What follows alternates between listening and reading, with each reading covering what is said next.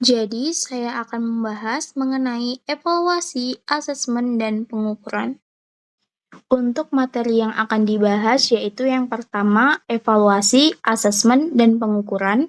Yang kedua, tujuan dan fungsi evaluasi. Dan yang ketiga, konsep asesmen dan jenis evaluasi pembelajaran. Evaluasi, asesmen, dan pengukuran. Yang pertama, pengukuran.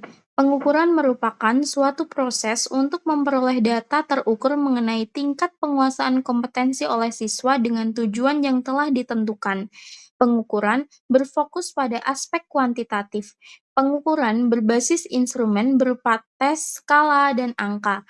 Tujuan dari pengukuran sendiri yaitu untuk memberikan suatu angka pada seseorang atau atribut lainnya dengan berdasarkan ketentuan tertentu untuk dapat menunjukkan keadaan dari seorang individu.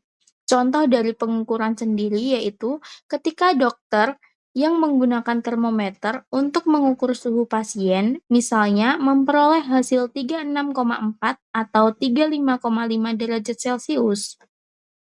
Pengukuran tersebut melibatkan perbandingan hasil observasi dengan suatu kriteria. Yang kedua yaitu ada asesmen. Asesmen merupakan proses yang dilakukan secara sistematis dan proporsional dalam mengumpulkan, menganalisis, dan mengimplementasikan informasi tentang capaian belajar siswa untuk memahami sejauh mana tujuan pembelajaran itu tercapai. Asesmen dilakukan secara tidak langsung, tetapi melalui indikator seperti membaca, menulis, dan lain-lain. Tujuan asesmen sendiri yaitu untuk memberikan gambar utuh tentang kemampuan siswa sebagai dasar perbaikan proses pembelajaran, mendiagnosis kemampuan awal siswa, dan memberikan umpan balik, serta lain sebagainya. Karakteristik asesmen yaitu meliputi mencakup ranah kognitif, afektif, dan psikomotorik, menggunakan berbagai teknik seperti tes tulis dan lain-lain, serta memberikan umpan balik. Jenis asesmen ada dua, yaitu ada penilaian formatif dan penilaian sumatif. Dalam penilaian formatif merupakan dilakukan selama pembelajaran berlangsung, sedangkan penilaian sumatif dilakukan pada akhir pembelajaran. Contoh asesmen yaitu ketika guru PKN menilai hasil ulangan siswa kelas 3 SMP. Yang ketiga ada evaluasi. Evaluasi adalah suatu proses untuk menyediakan informasi yang dapat dijadikan dasar dalam mempertimbangkan nilai atau manfaat dari pencapaian tujuan, perencanaan, pelaksanaan, dan dampak suatu kegiatan. Evaluasi juga dapat dikatakan sebagai proses menafsirkan dan membuat keputusan berdasarkan hasil asesmen. Ruang lingkup evaluasi lebih luas daripada asesmen. Tujuan dari evaluasi yaitu untuk mendukung pengambilan keputusan, meningkatkan akuntabilitas, dan memperdalam pemahaman. Contoh evaluasi yaitu ketika seseorang konsultan yang menilai suatu program atau seorang ahli pendidikan yang meninjau sistem pendidikan yang diterapkan di berbagai sekolah. Jika yang dinilai adalah seluruh komponen pembelajaran, maka hal itu disebut evaluasi. Dan jika yang dinilai adalah bagian atau komponen pembelajaran atau hasil belajar, maka hal itu disebut dengan penilaian. Selanjutnya yaitu ada hubungan pengukuran, asesmen, dan evaluasi. Pengukuran menghasilkan data berupa angka, penilaian menafsirkan arti dari data tersebut, dan evaluasi menggunakan hasil penilaian untuk mengambil keputusan perbaikan pembelajaran. Maka dari itu, secara urutannya yaitu kita dapat melakukan pengukuran, lalu kita dapat melakukan asesmen, dan akan melakukan evaluasi. Selanjutnya yaitu ada tujuan dan fungsi evaluasi. Yang pertama, tujuan evaluasi. Tujuan evaluasi yaitu sebagai berikut. Yang pertama, keeping track, yang merupakan menelusuri proses belajar peserta didik sesuai dengan rencana pelaksanaan pembelajaran. Yang kedua, ada checking up, yang merupakan mengecek ketercapaian kemampuan peserta didik dalam proses pembelajaran dan kekurangan peserta didik selama mengikuti proses pembelajaran dengan memberikan feedback untuk perbaikan pembelajaran selanjutnya. Yang ketiga ada finding out, yang merupakan kita mencari, menemukan, dan mendeteksi kekurangan, kesalahan, atau kelemahan peserta didik dalam proses pembelajaran. Yang keempat ada summing up, menyimpulkan tingkat penguasaan peserta didik terhadap kompetensi yang telah diterapkan seperti kenaikan kelas atau kelulusan atau penempatan kelompok belajar. Untuk selanjutnya yaitu ada fungsi evaluasi. Apa sih fungsi evaluasi itu? Fungsi evaluasi yaitu sebagai berikut. Yang pertama, berfungsi selektif, yang merupakan evaluasi dapat menyeleksi siswa berdasarkan kemampuan untuk tujuan tertentu. Yang kedua, berfungsi diagnotis. Evaluasi dapat mengidentifikasi kesulitan belajar. Yang ketiga, berfungsi sebagai penempatan. Yang keempat, berfungsi sebagai pengukur keberhasilan sumatif atau di akhir sehingga dapat mengetahui capaian akhir. Yang kelima, evaluasi formatif, yang dimana evaluasi memperbaiki proses pembelajaran saat berlangsung. Yang keenam, motivasi. Evaluasi dapat dijadikan sebagai dorongan kepada siswa agar terus dapat belajar. Yang ketujuh, bentuk akuntabilitas. Evaluasi sebagai bukti pertanggungjawaban pendidik kepada orang tua, lembaga, dan masyarakat. Nah, selanjutnya yaitu ada manfaat evaluasi. Manfaat evaluasi di sini yaitu meliputi manfaat bagi peserta didik, manfaat bagi guru, dan manfaat bagi sekolah. Nah, manfaat evaluasi bagi peserta didik yang pertama yaitu evaluasi dapat mengetahui keterampilan, kelebihan, dan kekurangan. Evaluasi dapat dijadikan sebagai motivasi meningkatkan belajar, dan evaluasi dapat digunakan untuk memperoleh arahan dalam memperbaiki strategi belajar. Yang kedua, manfaat evaluasi bagi guru.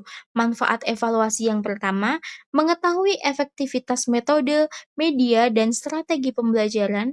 Evaluasi dapat menjadi dasar dalam merancang pembelajaran berikutnya dan mendukung PTK untuk inovasi pembelajaran IPA.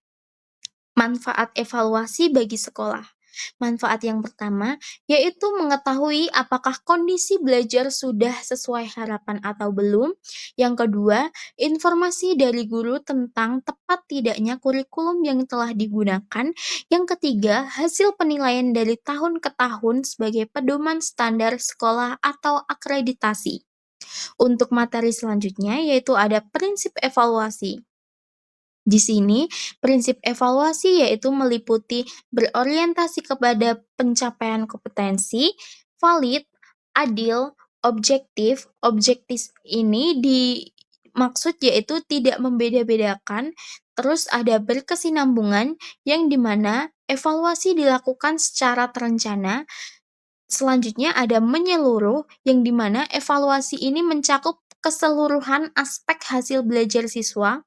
Selanjutnya yaitu ada terbuka dan akuntabel, yang dimana proses evaluasi ini, hasil evaluasi harus dapat dipertanggungjawabkan dan dipahami oleh siswa. Selanjutnya yaitu ada bermakna, yang dimana evaluasi memiliki manfaat yang dapat ditindaklanjuti oleh pihak lain. Materi selanjutnya yaitu ada konsep asesmen dalam pembelajaran. Yang pertama ada assessment as learning atau biasa disebut asesmen sebagai pembelajaran. Asesmen ini merupakan asesmen yang dimana dipandang sebagai bagian dari proses belajar itu sendiri, yang dimana mahasiswa belajar melalui kegiatan asesmen. Asesmen ini berfokus pada refleksi diri dari metakognisi atau kemampuan berpikir tentang proses berpikirnya sendiri.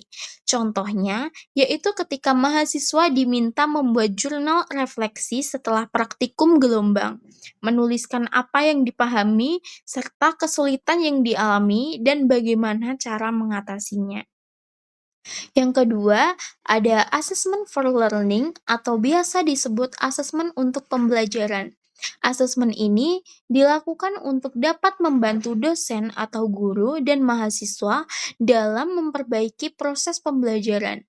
Assessment for learning ini lebih berfokus memberikan umpan balik atau feedback agar nantinya siswa atau mahasiswa bisa belajar lebih baik untuk kedepannya. Contohnya yaitu ketika dosen memberikan kuis secara singkat di tengah perkuliahan, lalu membahas jawaban agar mahasiswa tahu konsep mana yang masih salah. Yang ketiga, ada assessment of learning atau biasa disebut asesmen tentang hasil belajar. Assessment of learning ini dilakukan untuk menilai pencapaian hasil belajar setelah suatu periode selesai. Assessment of learning ini lebih berfokus dalam menentukan capaian kompetensi, biasanya dalam bentuk nilai atau sertifikasi. Contohnya, yaitu ketika ujian akhir mata kuliah fisika dasar untuk penugasan mahasiswa terhadap konsep listrik dan magnet. Selanjutnya yaitu ada jenis evaluasi pembelajaran. Jenis evaluasi pembelajaran yaitu meliputi yang pertama, ada evaluasi formatif. Evaluasi formatif sendiri merupakan evaluasi yang memiliki fungsi untuk memperbaiki proses pembelajaran yang sedang berlangsung. Yang kedua ada evaluasi sumatif yang dimana hal ini dilakukan untuk menilai hasil akhir. Yang ketiga ada evaluasi diagnostik yang dimana hal ini untuk mengetahui kesulitan dan kelemahan yang dimiliki oleh siswa atau mahasiswa sebagai sebelum atau di awal pembelajaran. Dan hal ini dapat dilakukan sebagai pretest untuk mengetahui pengetahuan yang dimiliki oleh mahasiswa. Untuk yang keempat yaitu ada evaluasi penempatan atau placement evaluation, yang dimana hal ini menempatkan mahasiswa pada posisi atau kelas yang sesuai dengan kemampuan yang mahasiswa itu miliki. Materi selanjutnya yaitu ada metode tes dan non-tes.